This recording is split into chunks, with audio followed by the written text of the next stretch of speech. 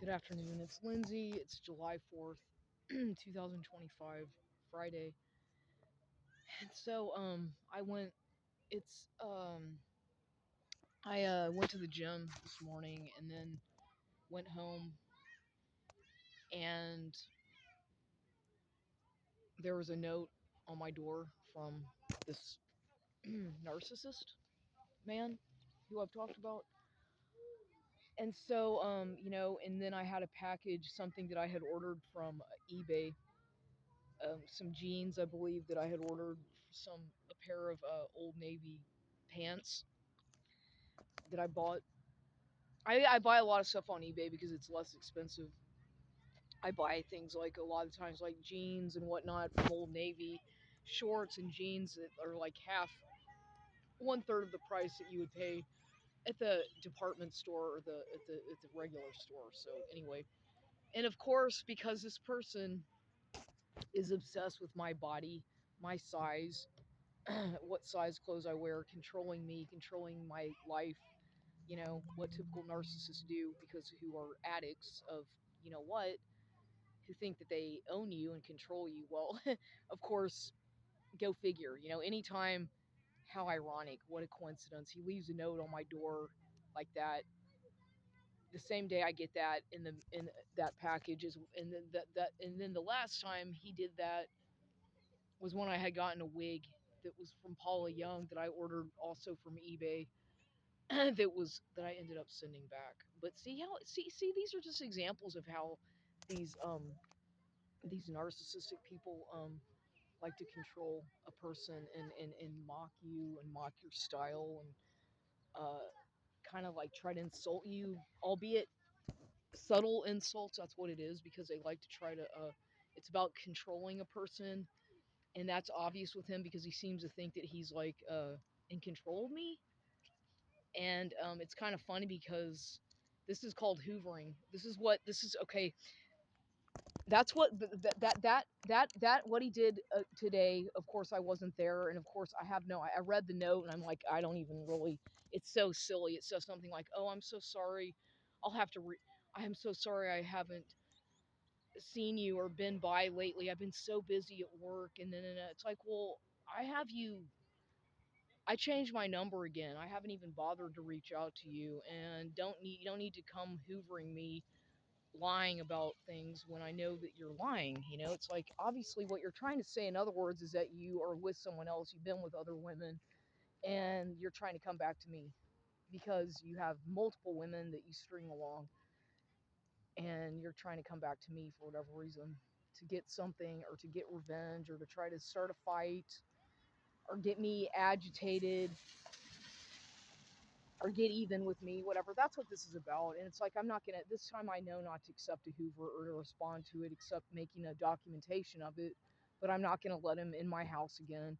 I'm not going to open the door. He's not ever invited in to my house, my bedroom, anything like that, because this person has an agenda. And I've gotten to the point where the anger is not really there anymore. It's just I just want to be left alone. It's like I don't even have the energy to get angry about it anymore because what he's doing is obvious. It's like, how could I not? Does he not understand that I know about narcissistic abuse? I know about hoovering. I know about all the things that they do, all the secrets they keep, the double life, the things that this guy's involved with that he never told me, that I figured out. Obviously, he never once invited me to his house, as far as like when his parents were there, to let me see his bedroom. I could go on and on about all the secrets that these people keep, like in the fact that he's most likely bisexual, closeted bisexual or gay. These things are obvious, and it's like they want. Why lie so much? The question I want to know about what these people. There's some strange shit going on at this park. The question I have is, why do they lie so much, and why and how, what makes them think that they can get away with that without at some point, without me not figuring it out. And so then, it's like I said, it's all about control. It's about control. It's about them thinking I'm dumb, that I'm vulnerable, that I'm desperate, that I'm lonely, that anytime I make a video, since they monitor everything I do and I start talking about stuff and getting upset, they have to, Kenny or whoever in my family has to send out the agents, flying monkey narcissists to try to keep a handle on me, to shut me up. Because once again, in my situation, it's always been about financial abuse. It's about exploiting me financially, emotionally, psychologically, so that certain individuals can keep tabs on me and keep a handle on my life. And they think they're so smart. Well, I'm a 50-year-old woman. Okay, I'm 50 years old. They've sabotaged everything I've tried to do as far as trying to have a business, trying to make money, trying to be happy. These people want to interfere with everything and try to control and manipulate the narrative to their advantage. When in fact, no, it's my life, my story, and what I speak is a truth. None of what they can do or say is gonna affect what I say or feel, because for people to not understand that I have the ability to discern after all my experience in life and all the relationships and betrayal and trauma and abuse and neglect and letdowns and falling up, getting back up and all this stuff, do they really, really think that this kind of stuff is gonna fool me? That they really think that I'm that dumb? You know, I mean, I, they want me to stop doing everything I like to do, going to the gym, doing this, doing that. What I do what I like to do, and whatever these people want me to try to do, fuck that. I don't need anybody trying to tell me how to live my life, what to do, how to do it. I can make my own decisions, and if they don't like that, that's not my problem. I know what I like to do at my age, and if I change things around a little bit, that's all my decisions as well. I don't need anybody telling me what to do, and I sure as hell am not going to be giving my body away to any man ever again, or doing favors for somebody and getting absolutely nothing in return. Nothing, not a thing. Nothing. Just feeling useless, exploited, humiliated, and nauseated. The problems that these people cause in your life, the confusion, the chaos, it's all manufactured and done intentionally to create problems and drama that you didn't have before until they come along. And this is a fact, because my life might not be perfect, but it sure as the hell wasn't. I was doing okay before I ever got involved with some of these people, and it's basically, it's like guilty by association with some of them. The stuff that they're involved with, the people who they're involved with, the things that they do, I don't even want to know, because it would frighten me to no end. Some of this stuff is so far beyond disgusting. And whenever you basically just have to trust your own instincts about people that you meet, and especially, you have to just go with your instincts about certain things and feelings you get, because you don't just get these feelings out of anywhere. They are there for a reason. And if you have strong inclinations about somebody, then usually you're probably something about that. So you're probably right about it. That's what I have to say, because I'll be damned if I give him my phone number again or reach out to him. He can keep hoovering all he wants, leaving these silly little notes and whatnot, but it's not going to work, because he's never even once apologized for anything he's ever done to me. Nothing.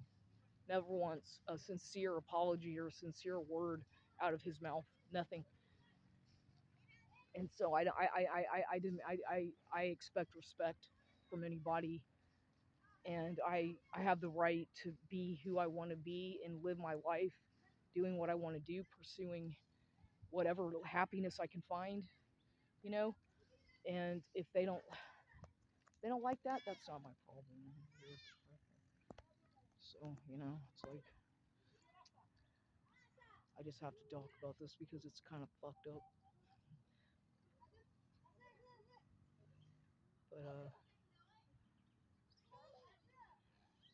you see some pretty strange stuff at the parks. I haven't been to this one in a long time.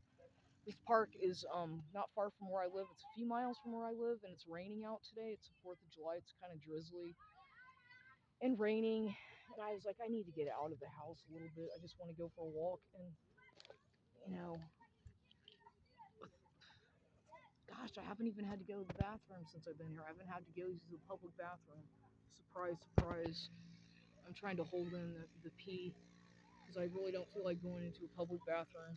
I don't really have to go, but was saying, it's like, that's one of the things about me in public is that I always have to fucking go pee. And some of these bathrooms are just beyond disgusting. You know, I guess I'm just kind of tired. Driving as much as I do all the time to go to the gym. The place was packed today over at Walzem and 78. There are a lot of people there. I got there early, fortunately, but the treadmill, of course, the one that I like, is not working. They did some little scenario when I got there.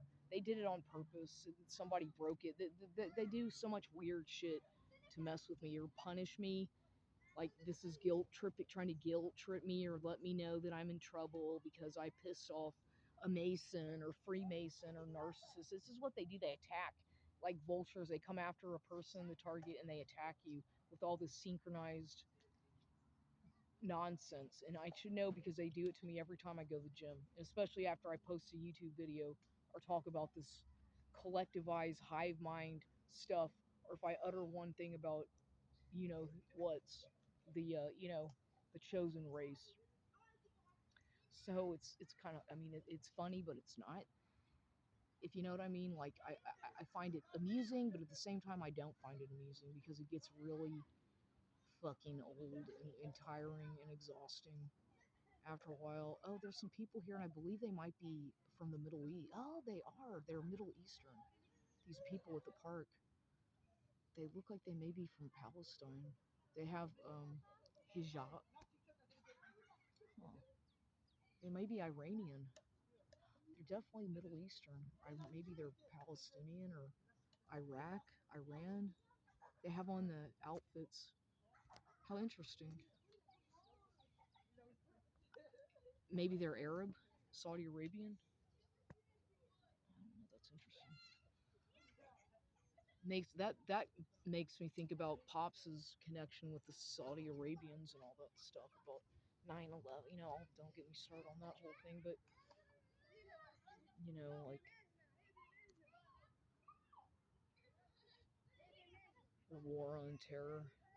You can believe it or if you don't want to believe it, but I personally, when it comes to all that stuff, look, I don't believe in the government. I don't believe a word on the news when it comes to these like terrorist attacks in the United States. Well, when was the last time there was a terrorist threat in the United States?